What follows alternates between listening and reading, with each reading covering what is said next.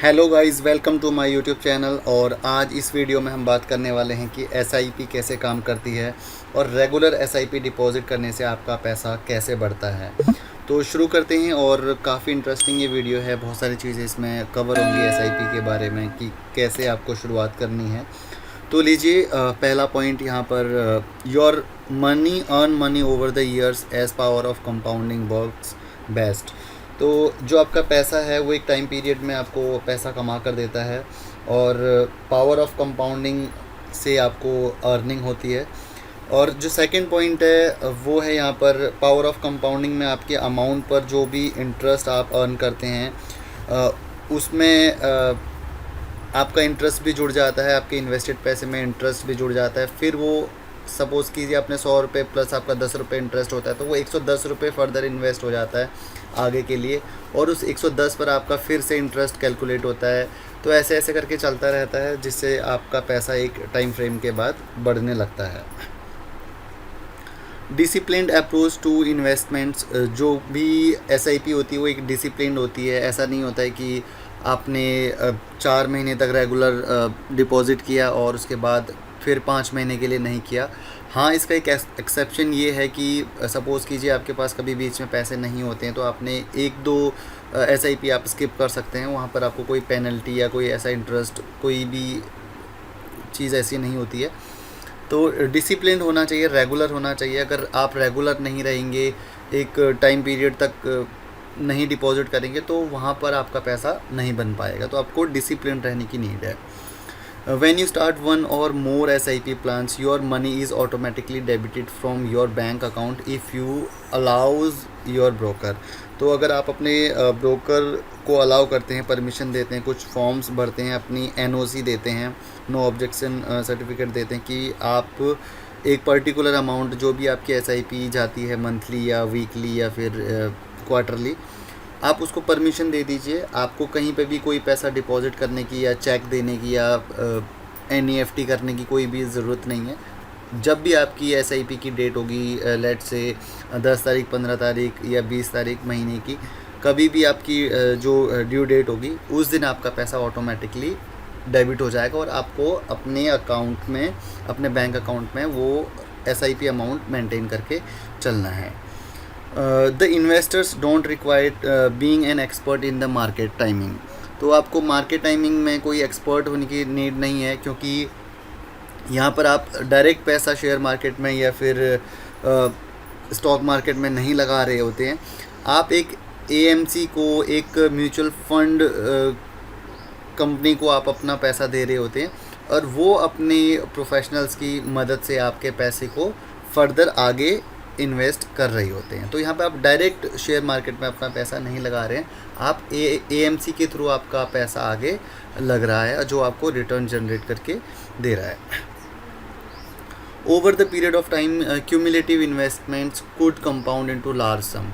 Cumulative investments होती हैं जितना आपने इस महीने डिपॉजिट किया और प्रीवियस मंथ से जो भी आपका सारा कैरी फॉरवर्ड हुआ है, जितना भी अमाउंट एक्यूमुलेट हुआ है, उसमें आपकी करंट मंथ की, नेक्स्ट मंथ की सभी इन्वेस्टमेंट्स जुड़ जाती हैं और आपको एक लार्ज सम एक टाइम पीरियड के बाद मिलता है। और यहाँ पर बात करते हैं स्टेप्स टू फॉलो। आपको क्या स्टेप्स फॉलो करने हैं एसआईपी स्टार्ट करने के लिए। तो आजकल बहुत सारे ऑप्शंस हैं, जैसे कि आप ग्रो ऐप का काफ़ी ऐड देखते हैं टीवी पे, और सिमिलर बहुत सारे ज़ीरोधा है और आपका शेयर खान है, बहुत सारे ब्रोकर हैं आजकल और जिनके थ्रू आप अपना डीमैट अकाउंट ओपन करवा सकते हैं। बैंक्स भी आजकल ये सारी सर्विसेज देने लग गए हैं। तो आपको क्या मतलब बेसिक, अगर आप कभी भी अपना एसआईपी स्टार्ट कर रहे हैं तो आपको क्या चीज़ें स्टार्ट करनी है वो यहाँ पर मैं आपको बताता हूँ। तो सबसे पहले आपको कलेक्ट सारे अपने डॉक्यूमेंट्स रेडी करने हैं, जिसमें कि PAN, Aadhaar, bank statement, utility bill, driving licence, passport. ये सभी चीज़ों की रिक्वायरमेंट नहीं है, जो भी आपके पास है आप उसको रेडी करके अपने म्यूचुअल फंड हाउस को दे सकते हैं। और आपको अपनी बैंक डिटेल के लिए आपको एक कैंसिल चेक उसको देना पड़ेगा, जिसमें आपका अकाउंट नंबर और आपका नाम होगा। और आपको केवाईसी कंप्लाइंट होना पड़ेगा। KYC आप करा सकते हैं ऑनलाइन। आपको एक लिंक दिया जाएगा और उस लिंक पे आपको बोला जाएगा कि आप अपना पैन कार्ड यहाँ पर अपलोड कीजिए, एड्रेस प्रूफ अपलोड कीजिए, अपनी एक passport size photograph online upload कीजिए। तो वहाँ पर आप अपने आप ही खुद ही अपनी KYC कर सकते हैं। आपको किसी के पास भी फिज़िकली निकलने की ज़रूरत नहीं है। Register sign up through AMC website. जो भी AMC वेबसाइट है, जो भी म्यूचुअल फंड हाउस है, उसकी वेबसाइट पर आप साइन अप कर सकते हैं, अपनी डिटेल्स फिल कर सकते हैं और अपना user name, login ID, password generate कर सकते हैं। AMC is fund house. AMC जैसे कि मैंने पहले भी बोला कि म्यूचुअल फंड हाउस है जो आपके डिपॉजिट पैसे को, इन्वेस्टेड पैसे को फर्दर अलग अलग जगह पोर्टफोलियो में लगाते हैं। और डिसाइड इन्वेस्टमेंट अमाउंट। जब आप एक बारी AMC की वेबसाइट पर रजिस्टर कर जाएंगे और उसके बाद आपको इन्वेस्टमेंट अमाउंट डिसाइड करना है कि आप पर मंथ या वीकली या फिर क्वार्टरली कितना पैसा म्यूचुअल फंड में लगाना चाहते हो, कितना पैसा आप उस स्कीम में इन्वेस्ट करना चाहते हो।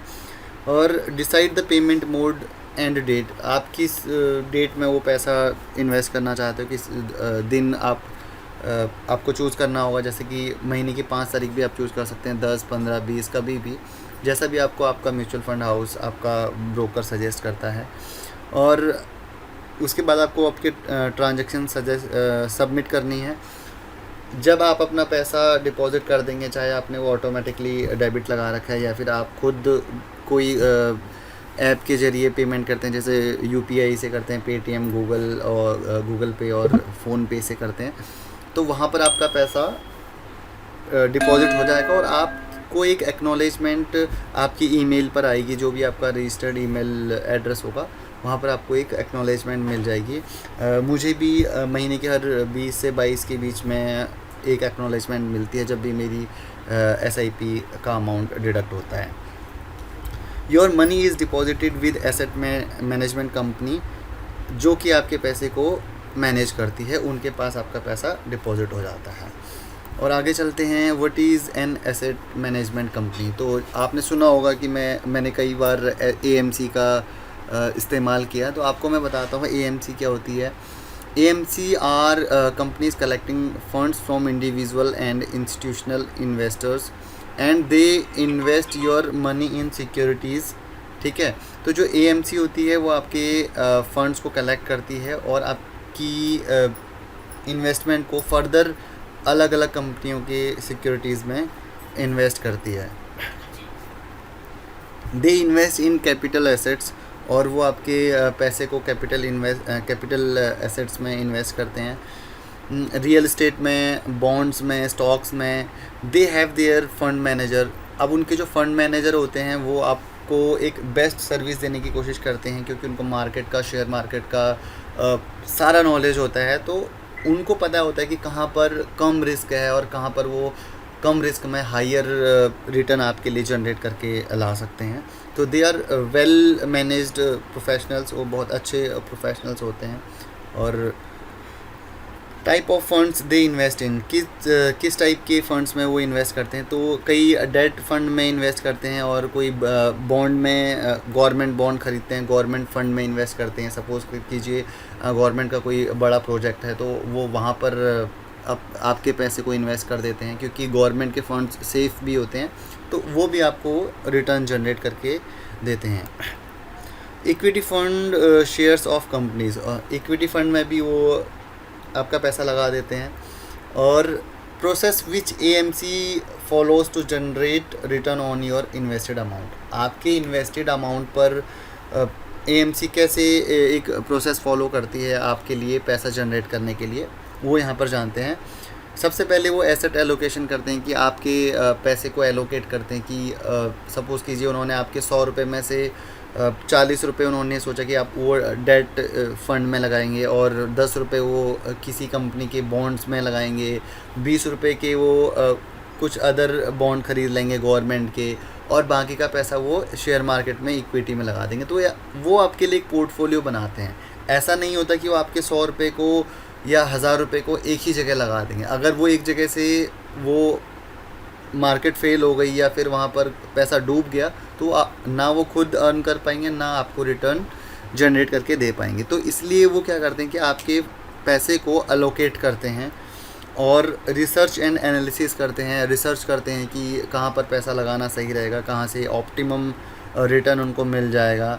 और जैसे कि मैंने अभी पहले भी बताया, पोर्टफोलियो कंस्ट्रक्ट करते हैं, वो आपके 100 रुपये को अलग अलग हिस्सों में बांट देते हैं और अलग अलग जगह इन्वेस्ट कर देते हैं, तो एक उसका एक पोर्टफोलियो बन जाता है। परफॉर्मेंस रिव्यू, और फिर वो एनुअली क्वार्टरली उसका परफॉर्मेंस रिव्यू करते हैं कि फ़र्दर इस पैसे को इन्वेस्टेड रखना है या फिर वहाँ से निकाल लेना है। अगर उनको कोई रिस्क नज़र आता है या फिर जहाँ पर भी उन्होंने पैसा लगाया वहाँ पर लगता है कि उनको उस कंपनी के स्टॉक्स में कंपनी के डेट बढ़ते जा रहे हैं और कंपनी लॉस कर रही है, तो वहाँ से वो पैसा आपका निकाल के फ़र्दर किसी प्रॉफिट मेकिंग कंपनीज़ में आपका पैसा इन्वेस्ट कर देते हैं।